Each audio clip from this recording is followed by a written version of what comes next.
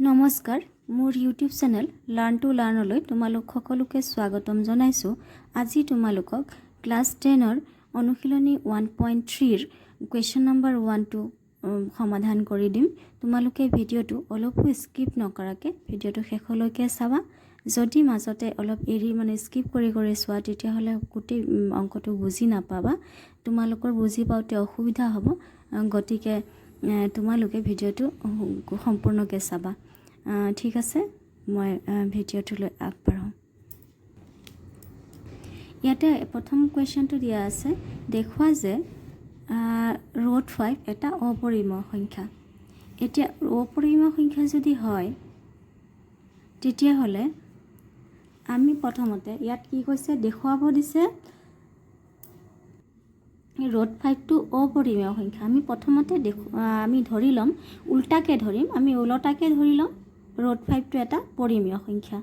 যদি পৰিমেয় সংখ্যা যদি আমি প্ৰমাণ কৰোঁতে যদি পৰিমেয় সংখ্যা সেইটো নহয় তেতিয়াহ'লে আল্টিমেটলি কি হ'ব, এইটো অপৰিমেয় সংখ্যা। আমি ধৰি লওঁ,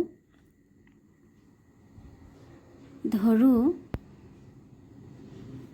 ৰুট 5 এটা পৰিমেয় সংখ্যা। আমি ওলটাকৈ ধৰিলোঁ। এতিয়া পৰিমেয় সংখ্যা হ'ব লগা হ'লে কি হয়, p/q আকাৰৰ হ'ব লাগিব। অৰ্থাৎ আমাৰ কি হ'ব, ৰুট 5 ইজ ইকুৱেল p/q। ঠিক আছে, p/q আকাৰৰ হ'ব লাগিব, য'ত কি হ'ব p আৰু q belongs to z হ'ব আৰু q is not is equal 0। এইটো অপৰিমেয় সংখ্যাৰ আমাৰ কি হ'ব ফৰ্মুলা, ডেফিনিশ্যনটো। এই আকাৰত যদি হয় তেতিয়াহ'লে আমি কি কৰিম, এই উভয় পক্ষকে আমি বৰ্গ কৰোঁ। কি কৰিম, আমি উভয়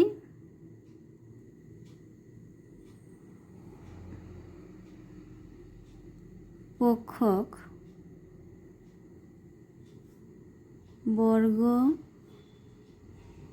কৰি তেতিয়া কি হ'ব, উভয় পক্ষক বৰ্গ কৰিলে কি হ'ব, root 5 whole square is equal p/q whole square. তাৰমানে কিমান হ'ল, এতিয়া স্কোৱাৰ ৰুট অভাৰ কাটা গ'ল, থাকিলে 5, ইয়াতে পিৰ কাৰণেও স্কোৱাৰ কিউৰ কাৰণেও স্কোৱাৰ, তেতিয়াহ'লে কি হ'ব p স্কোৱাৰ বাই কিউ স্কোৱাৰ। এতিয়া চোৱা, আমি ক্ৰছ মাল্টিপ্লিকেশ্যন যদি কৰোঁ, ইয়াৰ তলত একো নাই 1 আছে, তেতিয়াহ'লে আমাৰ কি হ'ব, ইয়াৰ লগত এইটো পূৰণ হ'ব, ইয়াৰ লগত এইটো পূৰণ হ'ব। তাৰমানে কি হ'ব, ইয়াৰ লগত এইটো পূৰণ হ'লে এইটো পূৰণ হ'লে কিমান হ'ব, p square is equal 5q square হ'ল। এইটো আমি সমীকৰণ 1 বুলি ল'লোঁ। ঠিক আছে, এতিয়া এই যে p square is equal 5q square হ'ল, তাৰমানে এইটো কি হৈছে অযুগ্ম সংখ্যা। তাৰমানে আমি কি লিখিব পাৰোঁ, p স্কোৱাৰ এটা অযুগ্ম সংখ্যা। যদি p স্কোৱাৰ অযুগ্ম হয় তেতিয়াহ'লে আমাৰ কি হ'ব, pও অযুগ্ম হ'ব। আল্টিমেটলি pও অযুগ্ম হ'ব। p এটা কি হ'ব, ইয়াতে লিখিলে হ'ল, তেন্তে pও এটা কি হ'ব, অযুগ্ম সংখ্যা। এইখিনিলৈ বুজি পালা, pও অযুগ্ম হ'ব।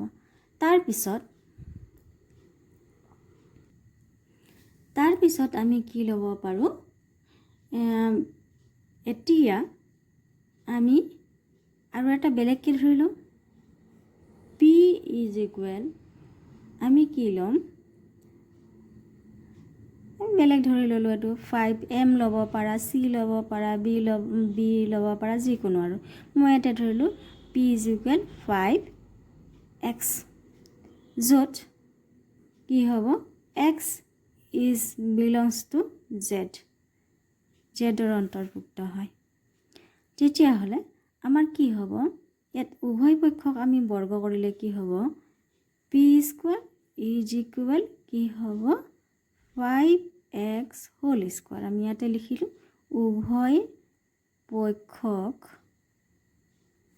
বৰ্গ কৰি ঠিক আছে এতিয়া আমি পি স্কোৱাৰ এইটো ভাঙি দিলে কি হ'ব 5 5 গুণ 25 x স্কোৱাৰ হ'ল এতিয়া আমি চোৱা এই 1 নম্বৰ সমীকৰণটোত কি লৈছিলোঁ P square is equal 5q square আমি 1 নম্বৰ সমীকৰণৰ পৰা আমি বহাম পি স্কোৱাৰৰ মানটো পি স্কোৱাৰৰ মান হ'ল 5q স্কোৱাৰ পি স্কোৱাৰৰ জেগাত আমি লিখিম 5q square is equal 25x square আমি ক'ৰ পৰা পালোঁ 1 নম্বৰ সমীকৰণৰ পৰা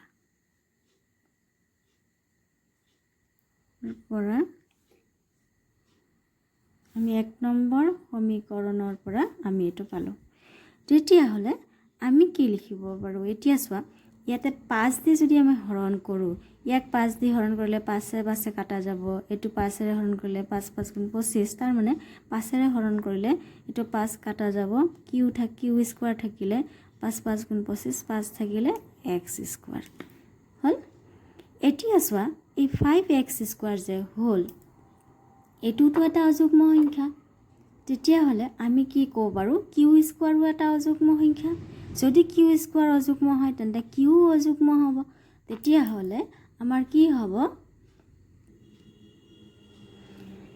আমি কি লিখিব পাৰোঁ q স্কোৱাৰ এটা অযুগ্ম সংখ্যা ঠিক আছে q স্কোৱাৰ যদি অযুগ্ম হয় তেন্তে q এটা কি হ'ব অযুগ্ম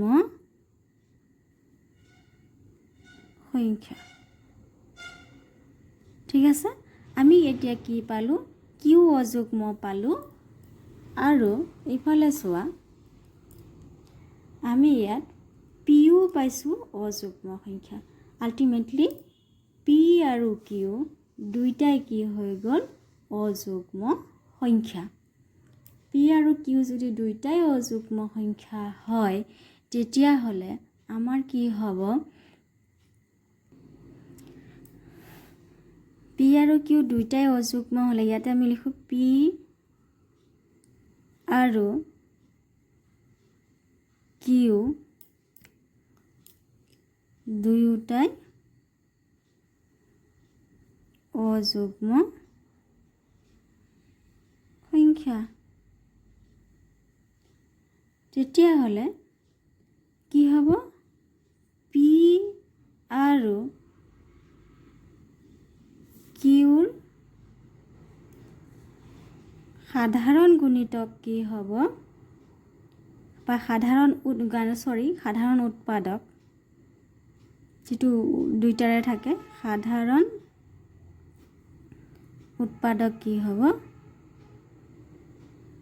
5 হ'ব আমাৰ তেতিয়াও 5 আছিলে ইয়াত p is equal 5q square p square is equal 5q square আছিলে আৰু q square is equal 5q square তাৰমানে সাধাৰণ উৎপাদক কিমান হ'ল 5 যদি আমাৰ কি হয় আগতে আমি কি পাইছিলোঁ p আৰু q দুটা মৌলিক সংখ্যা সিহঁতৰ কি আছিলে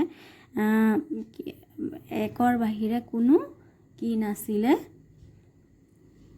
p আৰু qৰ একৰ বাহিৰে কোনো আমাৰ উৎপাদক নাছিলে তেতিয়াহ'লে আমাৰ ইয়াত এটা আমি উৎপাদক পাই গৈছোঁ 5 তাৰ মানে যদি একৰ বাহিৰে আৰু উৎপাদক পালোঁ তেতিয়াহ'লে হেতু মৌলিক সংখ্যা হ'ব নোৱাৰে যদি মৌলিক সংখ্যা নহয় তেতিয়াহ'লে আমাৰ কি হ'ব যেটো আমি কৈছিলোঁ আমি প্ৰথমতে আমি ধৰিছিলোঁ পৰিমেয় সংখ্যা বুলি সেই যেটো আমি ধৰিছোঁ হেতু অসম্ভৱ হৈ যাব মানে এনসাৰটো আমাৰ শুদ্ধ নহয় আমি যেটো আমি প্ৰমাণ কৰিব গৈ আছোঁ এটো আমাৰ শুদ্ধ নহয় গতিকে আমি কি কৰিব পাৰোঁ ৰুট 5 টো আমি পৰিমেয় বুলি ক'ব নোৱাৰো আৰু তেনে ক্ষেত্ৰত আমি কি প্ৰমাণিত হৈ গ'ল আমি ৰুট 5 এটা পৰিমেয় সংখ্যা অপৰিমেয় সংখ্যা তে আমি এইখিনিতে আমি লিখিব পাৰোঁ অলপ ইয়াতে আমি ইয়াত যে পি আৰু কিউ আমি লিখিছিলোঁ এটা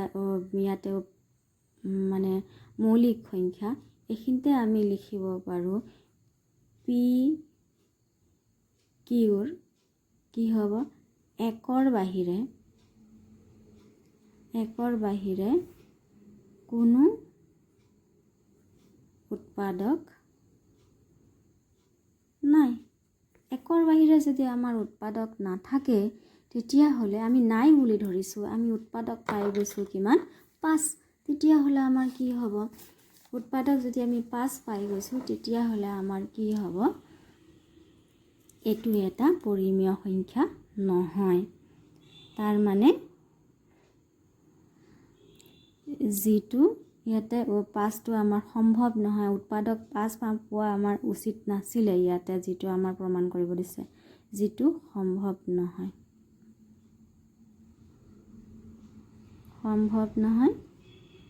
তাৰ মানে ৰুট 5 পৰিমেয় সংখ্যা নহয়। আৰু অৰ্থাৎ কি লিখিম আমি, প্ৰমাণিত হ'ল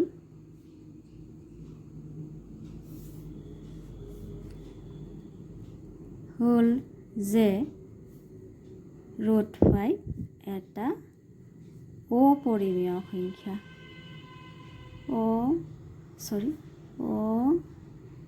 অপৰিমেয় সংখ্যা। বুজি পালা নিশ্চয়? এনচাৰটো ইমানেই। প্ৰশ্নটোৰ যদি কিবা আসোঁৱাহ থাকে বা কিবা বুজি পোৱাত তোমালোকৰ অসুবিধা হয় তেতিয়াহ'লে তোমালোকে কমেণ্টত লিখিব পাৰা, আৰু মই যথাসম্ভৱ তোমালোকক সহায় কৰিবলৈ চেষ্টা কৰিম। আৰু তোমালোকৰ মানে ভিডিঅ'টো যদি ভাল লাগে লাইক কৰিবলৈ নাপাহৰিবা, চেনেলটো ছাবস্ক্ৰাইব কৰিবলৈ নাপাহৰিবা। আজিলৈ ইমানেই, ধন্যবাদ।